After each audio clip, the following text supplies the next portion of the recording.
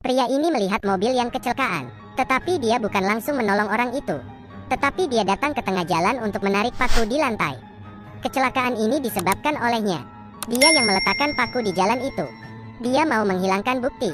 Awalnya dia hanya meletakkan paku di tengah jalan, tetapi terus dibawa pergi oleh mobil truk besar, membuatnya tidak bisa mendapatkan uang. Jadi dia membuat paku di lantai, langsung memasukkan paku di jalan raya. Semua yang dikerjakannya ini demi uang, karena dia satu-satunya bengkel mobil di sekitar sana. Semua mobil yang tertusuk oleh paku hanya bisa memperbaiki di tempatnya. Dengan ini dia mendapat untung. Pria ini bernama John. Awalnya dia juga pembisnis yang baik. Dia dan istrinya membuka bengkel mobil di desa, karena di sekitarnya adalah jalan tol. Bisnisnya pun lumayan baik. Tetapi karena adanya pembangunan resor, mobil yang lewat pun menjadi berkurang. Hal ini membuat bengkelnya menjadi sepi. Hari itu saat mereka sedang makan, sebuah truk besar lewat, membuat debu berterbangan. Mereka sangat marah. John melemparkan mangkoknya. Dia pergi ingin memarahi mereka. John menyuruh truk mereka harus melewati jalan tol, bahkan membayar kerugian mereka. Tetapi mereka semua hanyalah pekerja. Tentu saja tidak ada yang setuju. John ingin mencari penanggung jawab, tetapi ditahan oleh pekerja. Tanpa sengaja dia menabrak putri bos.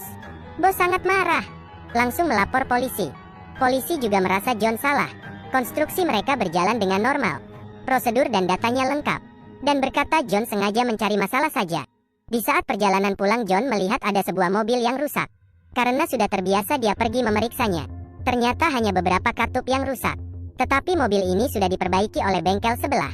Pemilik mobil sangat marah mendengarkannya. Malam itu pemilik bengkel yang bernama Max datang mencari John. Dia datang dan memukul John. Bisnisnya sudah sangat parah, sekarang masih saja dipukul. John menjadi putus asa.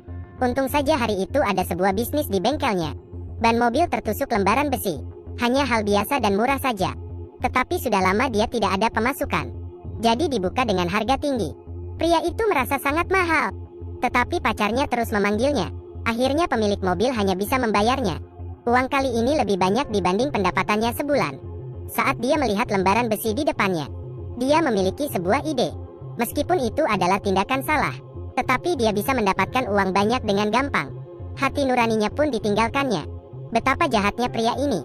Tengah malam dia meletakkan lembaran besi di jalan tol. Keesokan hari bengkelnya pun kedatangan bisnis. Korban adalah pejabat pemerintah. John tidak menanyakan apa yang terjadi. Dia langsung menyentuh ban. Akhirnya didapatkan pecahan besi yang dia letak. Setelah diperbaiki, dia meminta dengan harga mahal. Orang itu tidak marah, malah memberi tips padanya. Hal ini membuat John dan istrinya sangat senang. Malam itu mereka langsung berpesta. Tetapi beberapa hari kemudian tidak ada lagi yang datang. John datang ke jalanan untuk memeriksa. Dilihatnya potongan besi yang berkurang. Seharusnya ada yang datang untuk perbaikan. Saat dia bingung, sebuah truk besar lewat. Pecahan besi itu terbang menjauh oleh karena truk. Malam itu dia mengubah potongan besi, kemudian diletakkan di jalanan lagi. Ternyata istrinya datang. John pun terkejut. Istrinya sangat khawatir dengan tindakan ini. Jika diketahui maka akan dipenjara. Tetapi hati nuraninya sudah tidak dipikirkannya lagi. Dia meyakinkan istrinya. Setelah itu bisnis bengkelnya mulai membaik. Awalnya istrinya tidak mau, tetapi karena uang di tangannya semakin banyak, dia pun mendukung suaminya. Bahkan jika wanita mendukung tindakan begini akan lebih parah daripada pria. Hari ini bos pabrik lewat. Kemudian terjadi kecelakaan. John melihatnya dan berpikir, kehilangan bisnis disebabkan oleh dia. John tidak ingin memperbaiki mobilnya, tetapi bos ingin membayar 2 kali lipat. John pun setuju karena bujukan istrinya. Mobilnya selesai diperbaiki. John meminta 1 juta. Bos tahu sangat mahal, tetapi juga dibayarnya. Sebelum pergi bos memperingati mereka. Dengan cara ini menghasilkan uang pasti akan kena karma. Istrinya sangat marah mendengar perkataan ini. Dia ingin hidup kaya. Malam itu dia menyuruh John untuk meletakkan paku di jalanan. Dengan cara ini akan lebih efisien. Keduanya bersepakat dan mulai meletakkan paku di jalan. Agar lebih tahan, mereka juga menekan skrup ekspansi. Dengan cara ini bisnis mereka akan lebih baik. Mereka menjadi kaya. Istrinya mulai berfoya-foya. John juga membayar hutang, bahkan membeli mobil. Saat orang lewat dia pun mulai pamer. Sengaja memperlihatkan bahwa dia membeli mobil. Tetapi tidak berjalan mulus. Tidak lama kemudian putri bos diculik. Polisi bertanya apakah ada yang dendam padanya, atau pernah menyinggung orang lain. Bos hanya teringat John saja.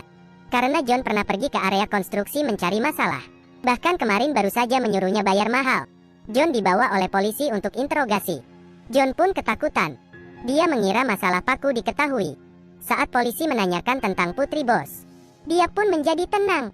Setelah menanyai dan menyelidiki bengkel John, tidak ada yang mencurigakan. Polisi melepaskan John.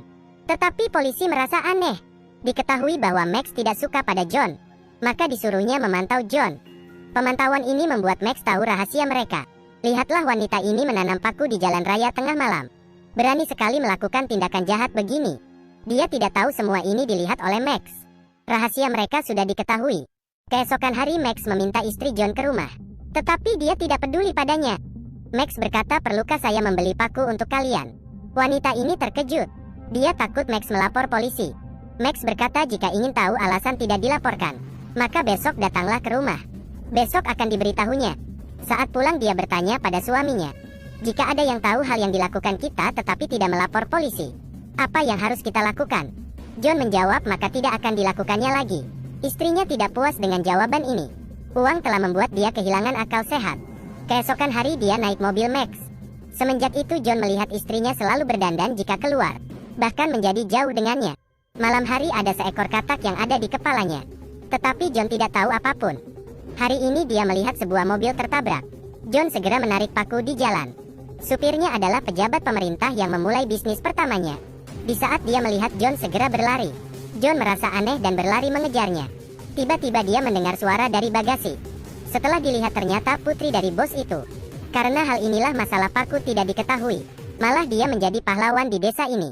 Demi berterima kasih bos memberinya uang. Dengan uang ini John meningkatkan bengkelnya. Bahkan membeli banyak ban mobil. Sampai hari ini John melihat ada korban jiwa karena paku yang ditanamnya. Hati nuraninya mulai goyah.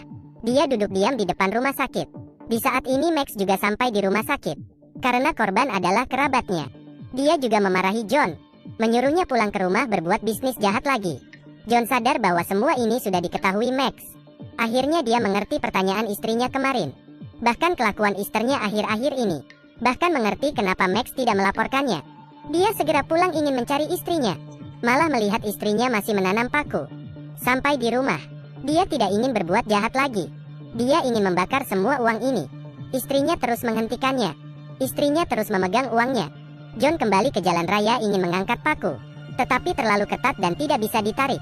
Seperti jalan hidup. Jika berbuat salah sangat susah kembali lagi. Akhirnya Max melapor tindakan kejahatan John. Dan mereka pun mendapat hukuman. Film berakhir di sini. Sampai jumpa.